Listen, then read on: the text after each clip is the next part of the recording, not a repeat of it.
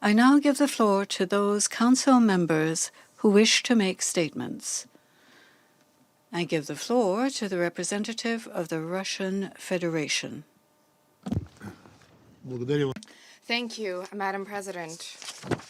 We are grateful for the support of our initiative to convene today's meeting on a highly relevant issue for European security, and we thank the rapporteurs for their assessments. We welcome to today's meeting the Deputy Minister for Foreign Affairs of Ukraine, Mr. Kishlitsa. As we understand, we should hope that we trust that he will be here more frequently in New York, and we look forward to constructive cooperation with His Excellency. Madam, yesterday marked exactly 5 years from the adoption of Security Council Resolution 2202, resolution setting out a package of measures for the implementation of the Minsk agreements. Thereby, this document became a mandatory component of international law. Unfortunately, scant few have borne this in mind. During a Security Council meeting on cooperation with the OSCE, it came to light that members of the Council with significant influence to bear on the settlement process in Ukraine, including parties to the Normandy format, prefer not to recall what has been explicitly set out both in the resolution and the package of measures.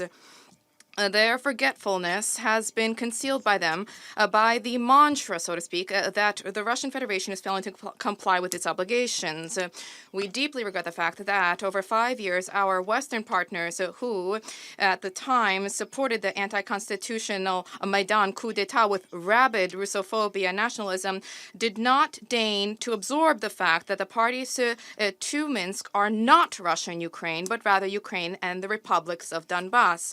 And what is even more alarming is the fact that Kiev has of late egregiously ratcheted up this rhetoric that casts doubt on the Minsk package. For example, our initiative to convene today's Security Council meeting has been called by the Ukrainian Foreign Ministry a ploy of Russian diplomacy with the aim of generating a parallel political reality.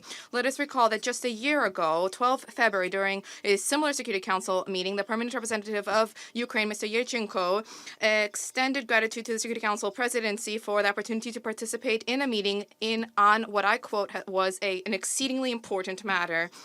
Many eminent Ukrainian politicians have also joined the campaign to sabotage Kiev. They are blatantly contradicting the political will that was announced by Mr. Zelensky in Paris towards a settlement. By President Zelensky in Paris.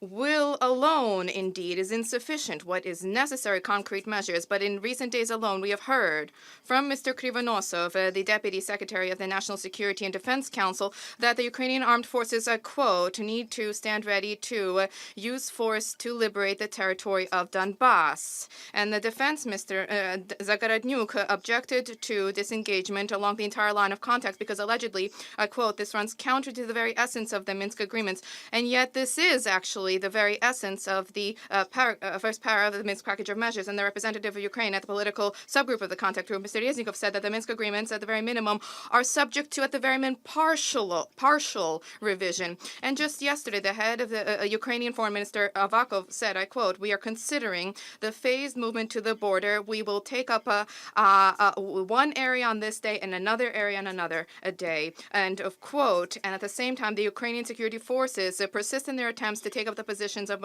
militiamen in so-called gray zones where there should be no military personnel at all. Madam President, we propose today's meeting specifically because of the fact that millions of residents in eastern Ukraine, which Kiev and many partners in this hall prefer not to remember, the Minsk agreements are neither a ploy nor a parallel reality, but this is the sole real hope for peace. Only subsequent to full implementation of the package does Ukraine have an opportunity to rebuild the trust that has eroded of the people of Donbass, which the Ukrainian authorities have summarily demoted to second-class citizenship, labeling them separatists and aliens in their own land. We cannot but be troubled further by attempts to deliberately or unwittingly supplant the Minsk basis for settlement with other formats. For example, the Normandy one, which, let us recall, was created specifically to support implementation of the Minsk agreement. So we deem it important to reiterate that the efforts of this format will only bear fruit, provided this be rooted in unconditional compliance with a package of measures and the agreements arrived at under the Normandy format. This specific approach was endorsed in the agreed conclusions of the Paris Summit of the Four on 9 December. And the specific implementation of this approach by all parties, first and foremost by Ukraine, will become a decisive factor for us in the assessment of whether or not a new meeting of the Normandy format is feasible or viable. For now, hostilities are ongoing, including today's in the area near Lugansk, and the question of disengagement has been swept under the rug. Engagement on mine clearance, including the Steinmeier format and legislation of Ukraine on a permanent basis. There's an unwillingness to discuss of the discussion of the disengagement of other areas, nor is there a willingness to engage in direct dialogue with the self-proclaimed People's Republics. Madam President, on the eve of our meeting, we circulated the text of the package of measures as an official document of the Security Council so that all of those here present have an opportunity to refresh their memory of the fact that not only is Russia not mentioned there, but also of the fact that the 13 points therein set out a clear sequence for implementation: cessation of ceasefire, amnesty, constitutional reform with the provision of special status to Donbass and the right to linguistic self-determination, then the conduct of elections, and only then restoration of government control throughout the conflict zone. Unfortunately, of the 13 points, to date, only 2 have been implemented. That is the proceedings of the contact group in Minsk and the OSCE Special Monitoring Mission. Many of you yourselves speak of the devastating plight of the residents of Donbass, and you yourself refuse to acknowledge the responsibility of Kyiv, which, waging war against its own population, has imposed a transport, food, and economic blockade against Donbass. Each day, for 5 years now, every day people have died as a consequence of the shelling. Are they shelling on themselves? Is that what's happening? Is it they who unleashed the war and are waging a crusade against Kyiv? The scenario whereby in Kyiv their proposals first to allow Ukrainian security personnel to Donbass, which former civilians and military personnel have been protecting for all these years, and then giving the Ukrainian armed forces control over the border, is categorically unacceptable to the east of Ukraine. And this is a position that must be borne in mind insofar as, absent taking into account the views of the residents of Donetsk and Lugansk, settlement will be impossible. I believe it is past time to finally grasp the fact that elections in Donbass can only occur provided there be a climate of trust for the population in elections. To that end, there is a need to fulfill specific conditions whereby Kyiv cannot politically persecute those enjoying genuine popular support, those who all the Ukrainian politicians call separatists, for whom they call to be punished, and those who the residents of Donbass in turn view as their defendants, upholding and defending their right to life and identity. There's a need for guarantees to be provided for a genuinely inclusive political process.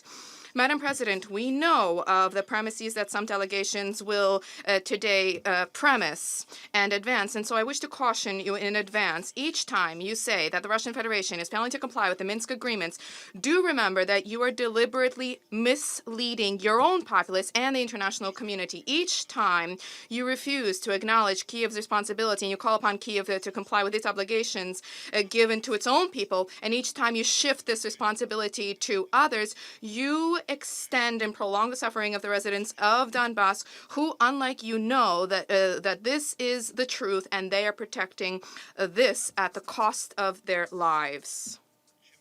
The longer you play along with Kyiv, the fewer the opportunities for mutually respectful dialogue with Ukrainian citizens on both sides of the delineation line. And for it is indeed dialogue for the belligerence is something we call for in all other conflicts, be it Syria, be it Yemen, be it Libya.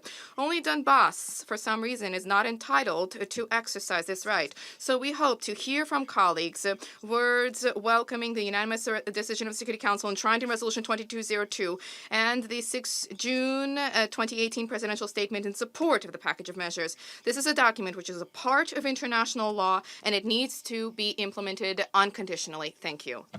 Je remercie le représentant. I thank the representative of the Russian Federation for his statement.